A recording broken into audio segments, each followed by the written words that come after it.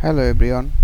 In the last video of JavaScript documentation, we have seen some of the methods in array as well as how to sort an array.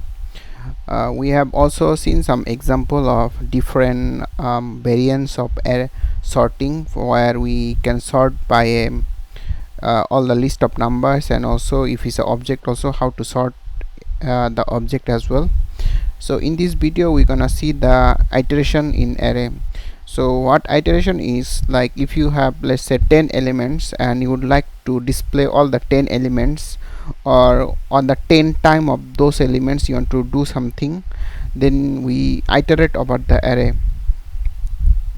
So how it works is like there are a number of ways we can do that. First syntax we're gonna look into is the forEach. So if we look into forEach JavaScript syntax, we can go to developer documentation. We will see that if if a array is use a forEach, it will gonna return back each of the element at the first time, but in the end it doesn't return anything. Like however, in map we have something, we can return some data also. So the syntax will be the first parameter of that function. So array specifically take a function as a parameter. So the first parameter of the function will be the element, second will be index, and the third will be array. So let's try it out. We have this list of number, and we pass a function on the forEach method, and our function, what it does is like it return back value, index, and array as a function parameter, and it will append the text with which we declare on the top with the value itself which we have, and it create a new line every time. So it will create 45, then a line break, and 4, then something like this. So if we notice, we have that return argument. So similar to these numbers, we can also use object as well, and in that way also we can display the same thing. So one of another array method is map. So map is something it will always return the value. So for example, if we have something array of this, map will also accept a function, and it needs to return some value. So in our case, in the function we have this value, index, and array as a function parameter, and every time what we do, we get the value of each index and multiply with 2. So if we have this array element, and if we apply this function on this array on a map, it will return the data to a new value of number 2, and we can display this. If we display this, it will show that a list of array with the same size, and each element will be multiplied with 2. So let's try it out and see. So if we display now, we can see that it 90. So 45 multiplied 2 is 90. So another one is a filter. So filter is another method where it takes a function and it will return a boolean, either true or false. That function itself, if it is true, then it will take the element. If it's false, then it will remove the element. So for example, here is a list of numbers, and in the filter we pass the function, where the function is if the values are greater than 18, then it will return the element. So from this list it will return back 45 and 25, which other rest of the values are not greater than 18. So if we run this, and we can see that 45 and 25 is returned. So this is the syntax. So reduce is another function. So reduce, what it does is it takes the total value which you can define initially or a runtime, the value itself, the index, and the array itself.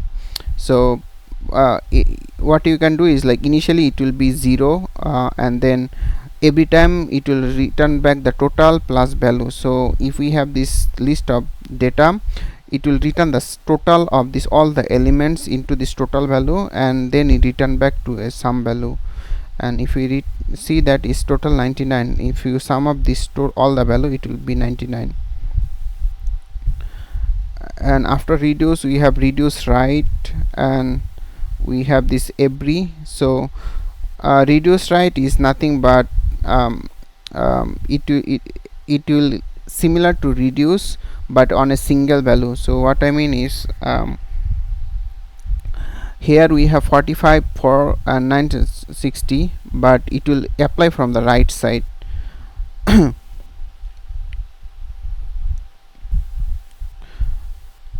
Okay, so next is our every.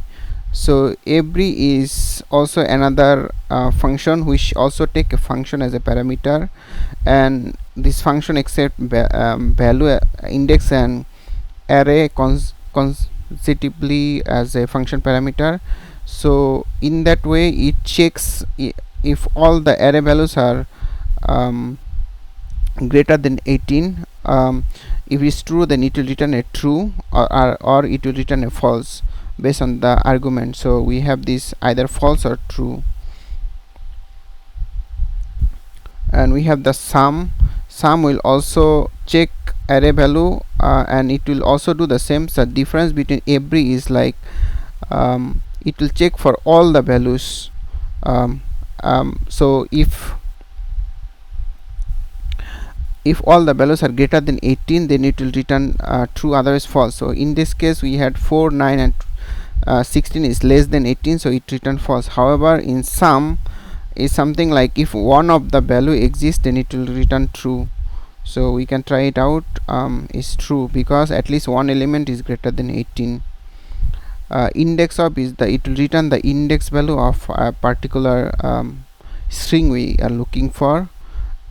So index last index will gonna return the last index of a array element. Includes will gonna return if a value is exist in the array element. So here we have this mango, and mango is exist, so it will return a true or false. And find is another one which will gonna return a single element from the list, which also accept a array. So for example, if it will return always the first element it find in the array. If we have duplicate, it will return the first one. So for example, here it take a function, and we have this value index and array. If greater than 18, then it will return the value itself.